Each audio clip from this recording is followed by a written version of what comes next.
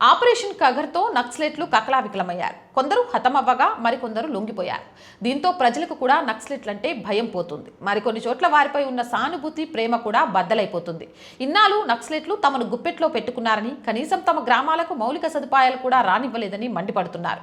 ఎప్పుడైతే కగర్ ఆపరేషన్తో నక్సలైట్లు భయపడి లొంగిపోవడం, హతమవ్వడం ప్రారంభమైందో ప్రజలు కూడా ఇన్నాళ్ళు వారిపై ఉన్న కోపాన్ని తీర్చుకుంటున్నారు. ముఖ్యంగా ఒడిశాలోని మాల్కన్గిరి గ్రామస్తులు మావోలు నిర్మించిన 20 అమరవీరుల స్తూపాల్ని కూల్చేశారు. ఘన్బేడ, ఖజూరిగూడలతో సహా మారుమూల గ్రామాల ప్రజలు స్వచ్ఛందంగా మావోలు నిర్మించిన అమరవీరుల స్తూపాల్ని కూల్చేశారు. కలిమెల, మతిలి, కేర్పుట్తో పాటు మరికొన్ని ప్రాంతాలలో కూడా ఇవే దృశ్యాలు కనిపించాయి.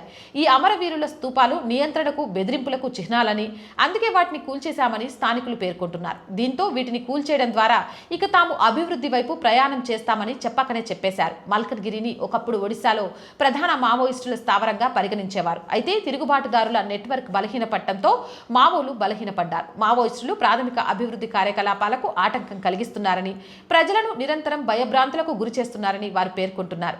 ఇకపై తాము సాధారణ జీవితాన్ని, ఆర్థిక పురోగతిని కోరుకుంటున్నామని తెలిపారు. కొన్ని సంవత్సరాలుగా జిల్లా పోలీసులు ప్రజల్లో చైతన్యం తేవడానికి నిరంతరం ప్రయత్నాలు చేస్తున్నారు. సుపరిపాలన, ఇతరాత్ర ప్రయత్నాల కారణంగా ప్రజలు ధైర్యవంతులుగా తయారవుతున్నారని పేర్కొంటున్నారు. నక్సల్స్ ప్రభావం నుంచి ప్రజలు భయపడుతున్నారని కూడా తెలుపుతున్నారు. ప్రస్తుతం ప్రజలు సంఘర్షణను, మావోల ఆధిపత్యాన్ని వ్యతిరేకించే స్థాయికి వచ్చారని, ఉద్యోగ ఉపాధి అవకాశాలు అభివృద్ధి వైపు మళ్లాయని పేర్కొంటున్నారు.